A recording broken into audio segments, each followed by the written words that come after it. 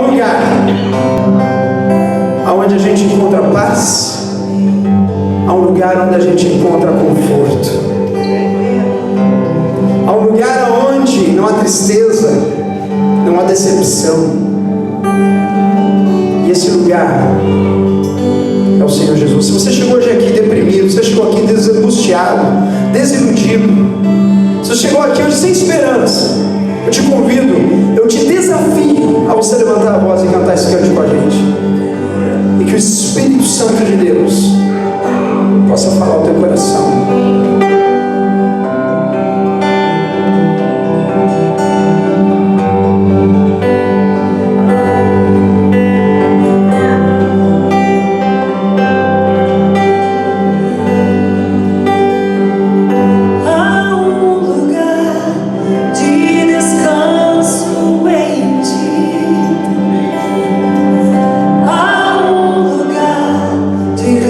Refrigério em ti.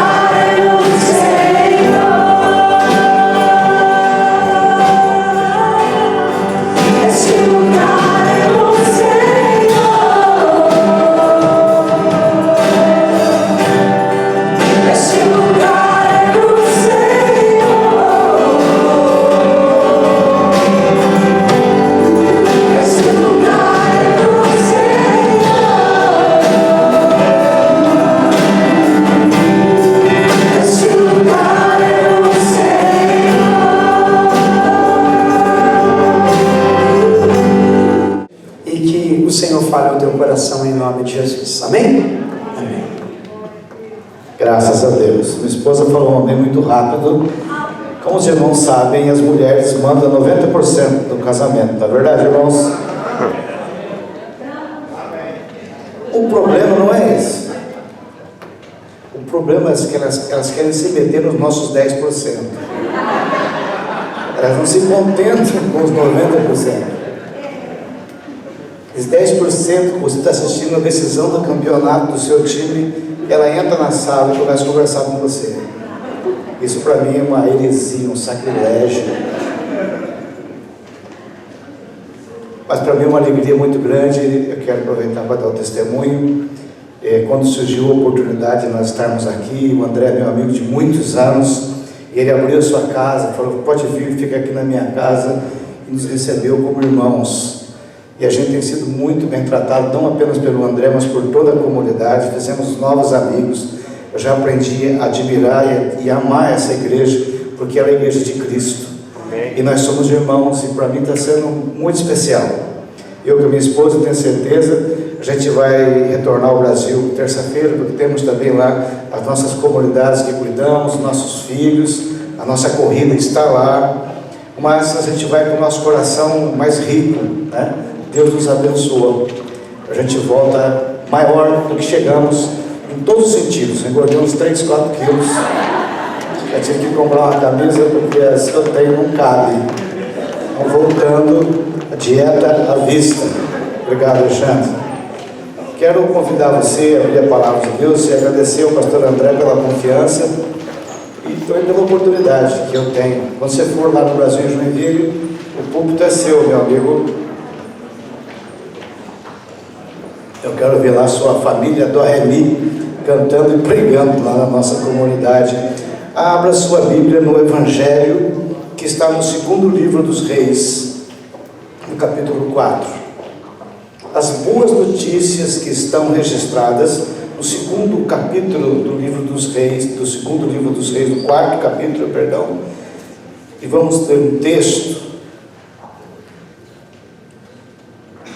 com certeza uma passagem conhecida de muitos irmãos. Quem ainda não ouviu, eu creio que Deus pode falar ao meu coração e Deus pode falar também ao seu coração nessa noite, mais do que já falou até esse momento. Quem achou diz um amém aí. Glória a Deus. Uma igreja boa de Bíblia, acha rápido. Capítulo 4 então, do 2º livro dos Reis. Certa mulher, das mulheres dos discípulos dos profetas, clamou a Eliseu dizendo: meu marido, teu servo, morreu, e tu sabes que ele temia ao Senhor. É chegado o credor para levar os meus 2 filhos para lhe serem escravos. Eliseu lhe perguntou: o que te hei de fazer? Dize-me, que é o que tens em casa? Ela respondeu: tua serva não tem nada em casa, senão uma botija de azeite. Então disse ele: vai, pede emprestadas vasilhas a todos os teus vizinhos, vasilhas vazias, não poucas. Então entra e fecha a porta sobre ti e sobre teus filhos, e deita o teu azeite em todas aquelas vasilhas. Põe à parte a que estiver cheia. Partiu, pois, dele e fechou a porta sobre si e sobre seus filhos. Estes lhe chegavam as vasilhas e ela as enchia. Cheia as vasilhas, disse ela a um dos filhos: chega-me aqui mais uma vasilha. Mas ele respondeu: não há mais vasilha nenhuma. E o azeite parou. Então foi ela e fez saber ao homem de Deus. Ele disse: vai, vende o azeite, paga a tua dívida, e tu e teus filhos vivei do resto. Pode ser um amém? Uma palavra de oração. Feche os teus olhos. Mais uma oração que faremos neste lugar. Pai, nós te bendizemos nessa noite, e eu creio que a tua palavra ela é comida. Eu creio que tua palavra ela é alimento. O Senhor Jesus declarou que nem só de pão viverá o homem, mas sim de toda a palavra que procede da boca de Deus. E eu acredito nisso, Pai, com todas as minhas forças. E nessa noite eu e os meus irmãos estamos também diante de uma mesa, que é o alimento do céu, e nós pedimos que o Senhor fale ao nosso coração. Se tiver alguém aqui aflito nessa noite, alguém em dúvida, quem sabe tem alguém passando por tantas lutas aqui, quem sabe hoje, Pai, é um dia do Senhor nos ministrar, e a gente aprender algo novo para a nossa vida, e temos uma revelação Tua, que vai fazer parte da nossa caminhada, e ao fim disso, Deus, só restará glória ao Teu nome e honra ao Teu nome, em nome de Jesus, amém. Esse texto maravilhoso, toda a Bíblia é maravilhosa, já falei aqui outro dia, mas é um texto muito interessante, é um diálogo pesado, é um diálogo muito difícil, mas é um diálogo maravilhoso, assustador, quase que inacreditável, mas é um diálogo incrível. Eu fico olhando para ele, Deus sempre tem ministrado no meu coração, através da passagem dessa mulher, dessa situação que aconteceu aqui, registrado no segundo livro dos Reis, do capítulo 4. O texto fala que certa mulher, das esposas dos discípulos dos profetas, clamou a Eliseu. Chegou Eliseu e falou: olha, o meu marido, o teu servo, ele morreu, e tu sabes que ele temia o Senhor, ele era um homem de Deus. É chegado agora um credor, e o credor quer levar nossos 2 filhos como escravos para quitar a dívida, para quitar o débito, o déficit. Ele quer levar os meus 2 filhos. O profeta então entra no diálogo e fala: mulher, o que eu vou fazer? Como vamos resolver essa situação? Como essa crise será resolvida? Como esse problema será sanado? O que aí ele para um pouco, eu creio, e tem um insight do céu, porque às vezes as pessoas trazem problemas para a gente, e você imediatamente não sabe como ajudar as pessoas, e requer oração, requer você ouvir Deus de como essa situação pode ser resolvida. Essa é uma função de um servo de Deus, de um pastor, de um profeta. Então o profeta fala: o que tinha de fazer? Ele não sabia como resolver o drama daquela mulher. Eu creio então que ele, espírito, busca a Deus, e Deus fala ao seu profeta, porque Deus fala aos seus profetas, aos seus servos, e ele tem um insight e fala: me diga o que você tem em casa. A resposta da mulher foi uma resposta muito difícil: eu não tenho mais nada em casa. É um drama, estou passando por uma dificuldade muito grande, eu não tenho como resolver, eu já fiz de tudo para resolver essa situação, e em mim não há recursos para resolver esse problema. A tua serva não tem nada em casa. Mas de repente ela também tem um insight, e ela fala: senão uma botija com um pouco de azeite esse que não é nem para comer. Tem a única coisa que me restou. Eu já vendi tudo, eu já fiz de tudo para resolver esse problema, e eu não tenho como resolver. A única coisa que eu tenho é um vaso, uma botija, uma vasilha com azeite. E o profeta então fala algo extraordinário para ela. Ele fala assim: olha, então você volta, vai nos teus vizinhos e pede emprestado para os teus vizinhos vasilhas, não poucas vasilhas, muitas vasilhas. Deus é maravilhoso, amém, irmãos? Ele está arquitetando algo aqui. Ele fala: você pega muitas vasilhas emprestadas, não poucas, mas vasilhas vazias. E aí você pega, você e os teus filhos, volta para casa, e você fecha a porta, e você pega esse pouco de azeite que você tem ainda, e você despeja nessas vasilhas. E à medida que a vasilha ficar cheia, você coloca ela à parte.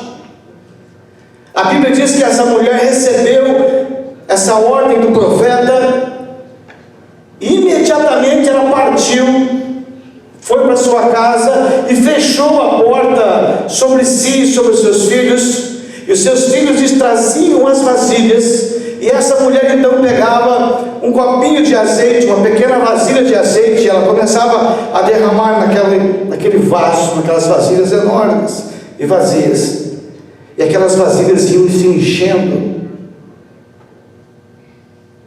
e à medida que a vasilha enchia, separava, o filho trazia outra vasilha, ela com o mesmo copinho ia enchendo aquilo, e aí ela chegou, depois de todas as vasilhas cheias, falou: me traga mais uma vasilha, e o filho fala: não tem mais vasilha. Então a Bíblia diz que o milagre cessou, a operação de Deus cessou, mas essa mulher procura o homem de Deus e o faz saber o que tinha acontecido, e ele fala: então agora você pega este azeite, que é caríssimo,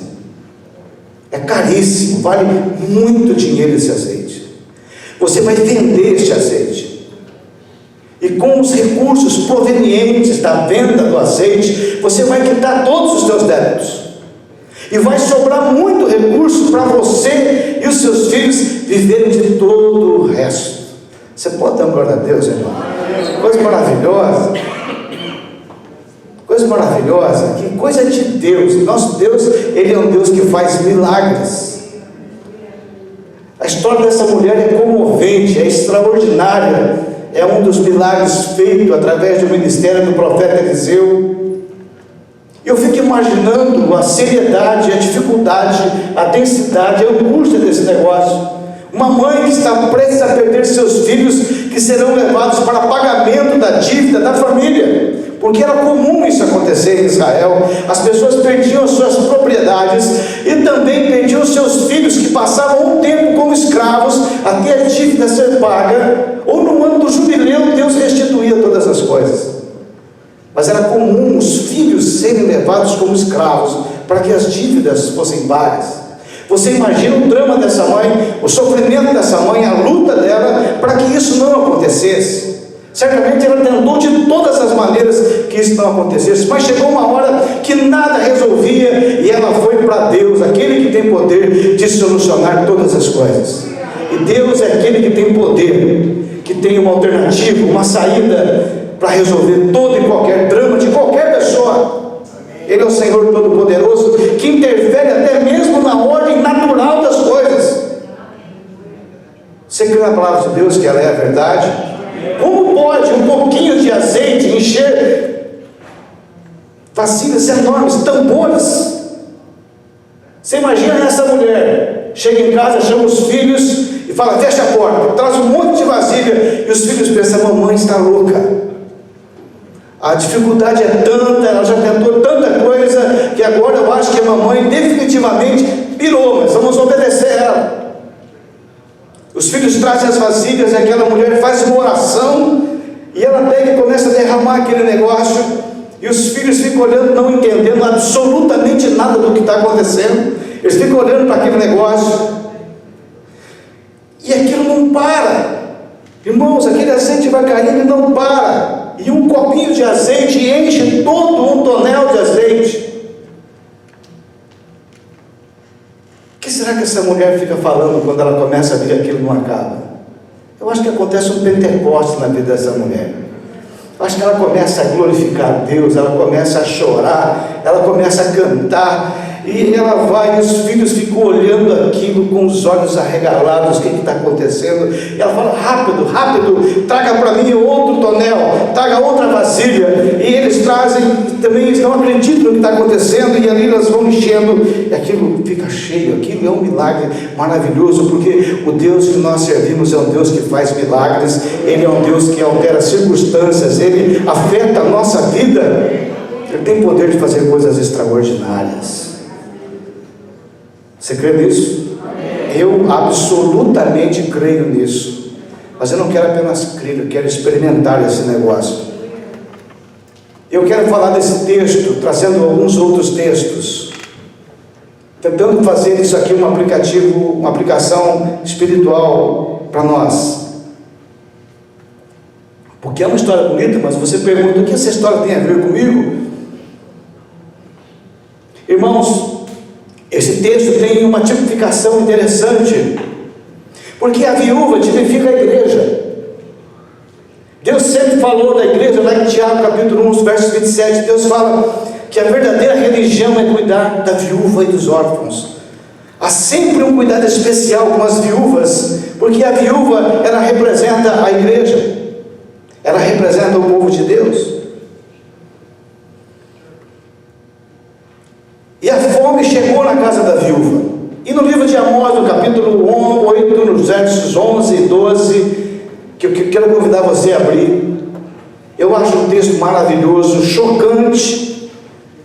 Eu acho que você vai talvez ter mais sentido para você até do que para mim. Eu tenho percebido isso claramente. Esse texto, uma verdade extraordinária. Capítulo 8 do livro de Amós, a partir do verso 11, para a gente fazer as conexões do texto, para depois termos um tempo de oração. Olha só o que diz esse texto, a partir do 11 de 8 de Amós: eis que vem dias, diz o Senhor Deus, em que enviarei sobre a terra fome, não de pão, nem sede de água, mas de ouvir as palavras do Senhor. Andarão de mar a mar e do norte até o oriente, correrão por toda a parte, procurando a palavra do Senhor e não acharão. Naquele dia as virgens formosas e os jovens desmaiarão de sede. Eu acho que estamos nesses dias. Eu acho que existe uma fome, irmãos, que não é de comida. Eu acho que nós nunca vimos tanta comida, e vocês estão de parabéns, porque para ter comida aqui é um negócio sério, que tem de comida nesse país. Eu achei que o Brasil era um país que esbanjava comida, mas 15 dias aqui e acolá, andando nos mercados e casas, a gente percebe a abundância. Como tem comida? O professor vai ter bastante trabalho aqui, né, professor?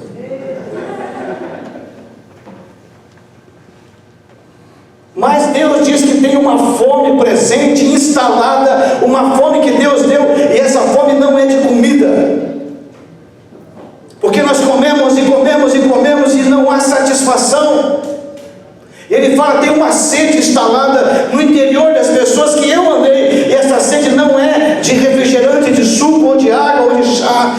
Não é, há uma sede e uma fome crônica instalada no coração das pessoas, e elas estão buscando coisas e coisas para tentar ser feliz, para tentar se realizar. Tem pessoas que passam dias porque tem um lançamento novo da Apple, dormem na fila, fazem barracas. As pessoas se degladiam para comprar o primeiro ingresso para ir no lançamento de um filme. Querem um carro novo, uma casa nova, uma viagem nova, uma roupa nova, mas parece que existe uma fome, uma sede, e dá a impressão que se eu comprar aquele aparelho, aquele último aparato tecnológico de ponta, aquilo vai resolver a minha vida, e não vai. O celular é celular. Há uma fome, irmãos. Há uma fome louca. É interessante que a gente nunca viu tanta comida, e você come e engorda. É assim? É pizza, é sanduíche, é restaurante, é doce, e a gente come. Depois que você come, você fala, agora você está feio, tem que emagrecer. Aí a gente entra em outra neura, temos que emagrecer. Os caras estão brincando com a gente. Nos dão tanta comida, faz um preço tão baixo, tão gostoso, a gente come e engorda. Depois eles falam, vocês estão tudo feio, agora tem que emagrecer. E a gente entra numa loucura. Pessoas idolatrando o seu corpo, a sua aparência. A aparência é um Deus deste século. Dá a impressão que se eu ficar bonito, eu vou realizar. Há uma fome que a pessoa acha que se ela usar a última roupa, a grife mais cara, ela vai ser feliz, e ela não vai ser feliz. Um dos países mundiais, campeão mundial em suicídio, é a Suécia. Em segundo lugar é o Japão. A Suécia não tem fome. A Suécia não tem cadeias. Estão fechando as cadeias por faltas de bandidos, Por isso eu estou abrindo uma empresa de exportação do Brasil, para resolver esse drama da Suécia. Eu acho que eu vou ficar muito rico rápido. Resolveria os problemas dos presídios da Suécia. Vou ficar muito milionário, irmãos. Depois eu vou aceitar sócios desse empreendimento. Ah, irmãos, não tem crise. Há uma fome. Por que as pessoas estão se matando? Por que o Japão hoje é o segundo, terceiro país campeão mundial em suicídio? E para você construir um prédio no Japão hoje, a arquitetura e a engenharia dele, você tem que fazer um sistema de rede de proteção por causa das pessoas que se atiram.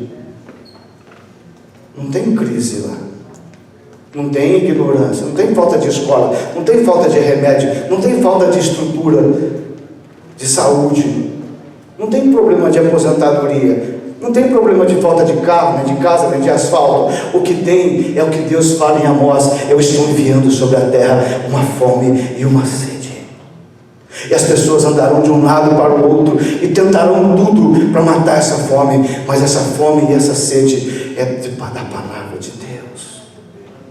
É uma fome que somente eu vou saciar. Se eu não saciar essa fome, essa pessoa pode ter a maior quantidade de bens, pode possuir toda a cultura, pode ser a pessoa mais bonita, mais maravilhosa, pode ser a pessoa intelectualmente privilegiada acima de tudo e todos, mas há dentro dela uma depressão crônica, uma falta de sentido na vida, que quando ela fica sozinha, ela não consegue ficar sozinha. Tem pessoas que não podem ficar só, porque não se suportam. Conhece alguém assim? Tem que estar ligado na televisão, um som, uma música, eu tenho que estar fazendo alguma coisa, porque eu não me suporto. Imagina, gente boa esse cara. É fome. E a Bíblia diz que naquele tempo da viúva, a fome chegou, e ela chegou na casa do homem de Deus. E eu olho para esse mundo, que me assusta, não é o mundo ver passando essa fome, eu me assusto quando eu olho para dentro da igreja e vejo os nossos irmãos padecendo da mesma fome que está lá fora. Pessoas mergulhadas em depressão, em falta de sentido de vida, correndo atrás do ouro e da prata, como se aquilo fosse trazer a realização plena para a sua vida. Isso tudo é bom, irmãos, tudo tem o seu lugar. Mas o que vai matar a nossa fome é Deus. É a palavra de Deus que enche o nosso coração, que mexe com a nossa alma, que cura as nossas loucuras, que consola as nossas tristezas e que traz esperança. E as pessoas não têm. Quando eu vejo essa fome batendo na igreja, eu olho para esse texto e falo: a fome chegou na casa de um homem de Deus, e os filhos desse homem de Deus estavam para ser vendidos como escravos. Mas graças a Deus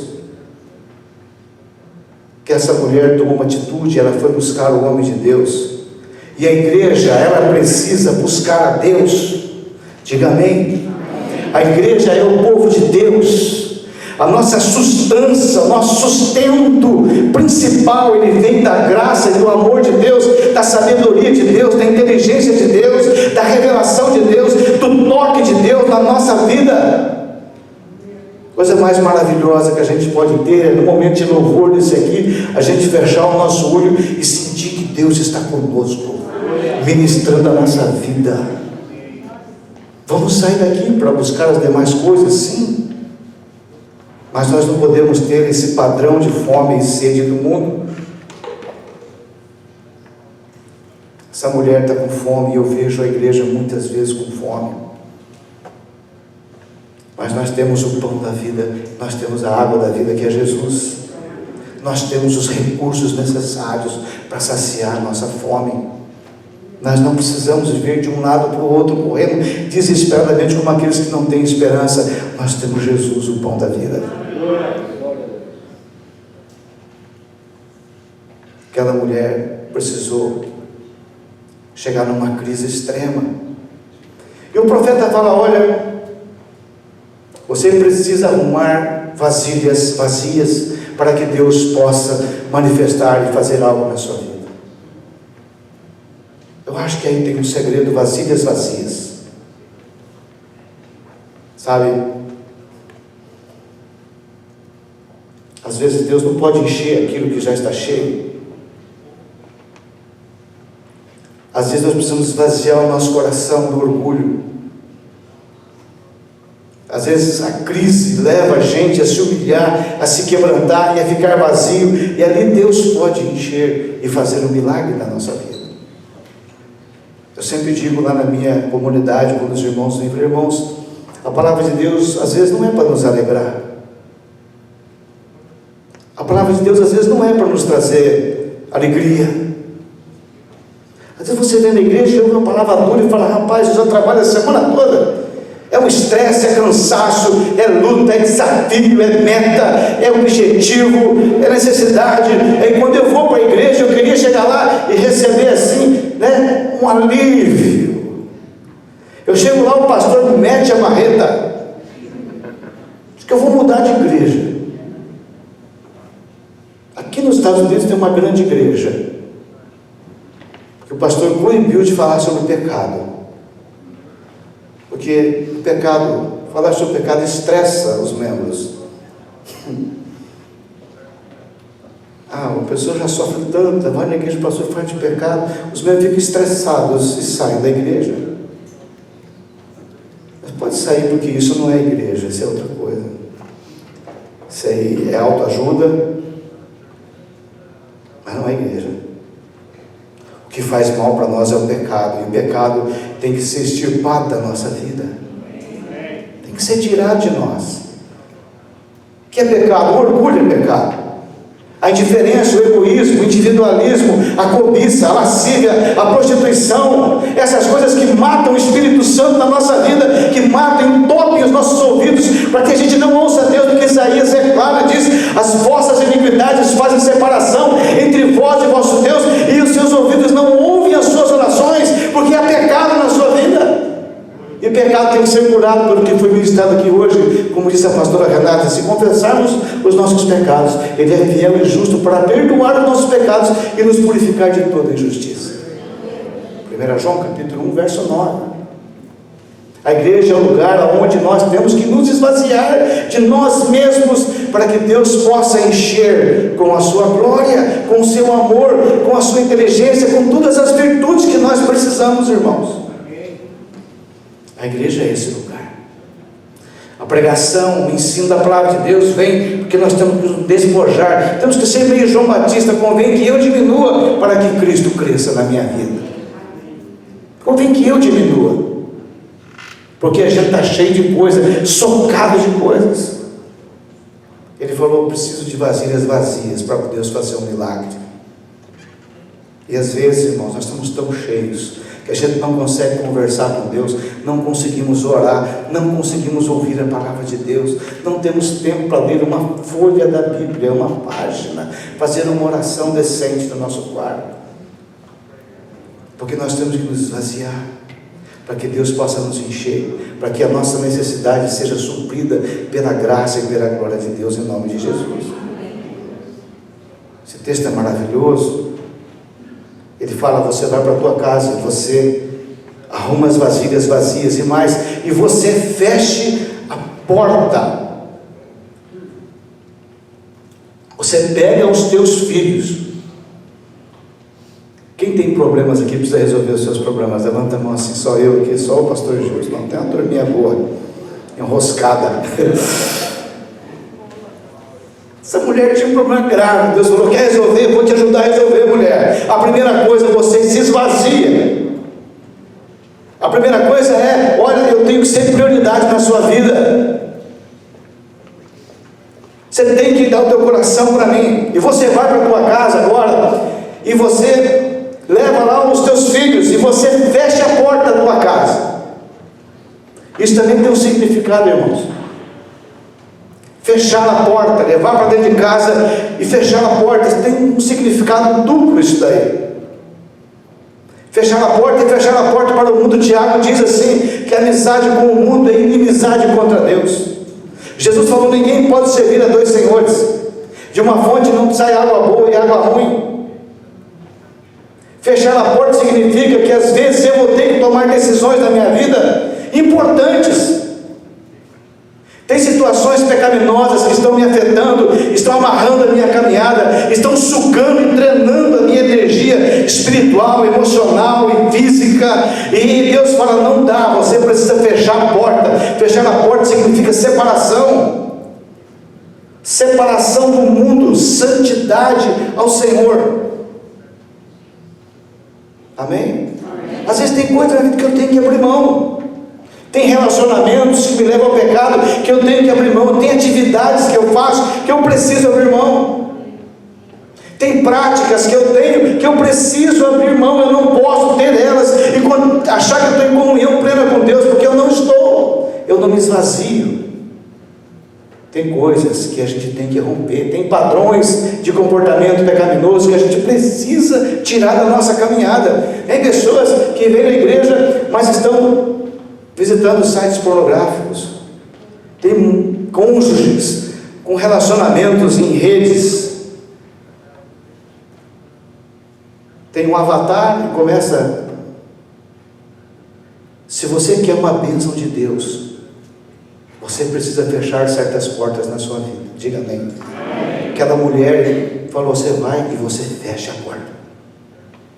Você tem um drama para resolver, você tem um pepino sério para resolver, você tem uma necessidade que você precisa resolver? Tem. Então eu vou te dar a dica. Primeiro, você esvazia, arruma a vasilha vazia. Segundo, você vai para a tua casa, para a tua família, e você fecha a porta para o mundo. Tome decisões radicais. Abra mão de alguma coisa que não está certa e que o Espírito Santo já tem mostrado, e você tem feito a manutenção desse padrão. Abra mão disso. Mas o fechar a porta não é só isso. Fechar a porta tem uma outra coisa tão importante quanto a primeira, que é você ter comunhão com Deus.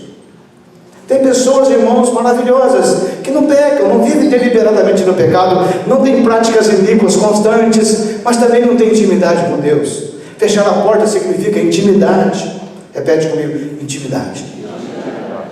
Eu conheço pessoas fantásticas, pagam suas contas em dias, não fumam, não bebem, não brigam com a esposa, os filhos são maravilhosos, mas não tem vida com Deus,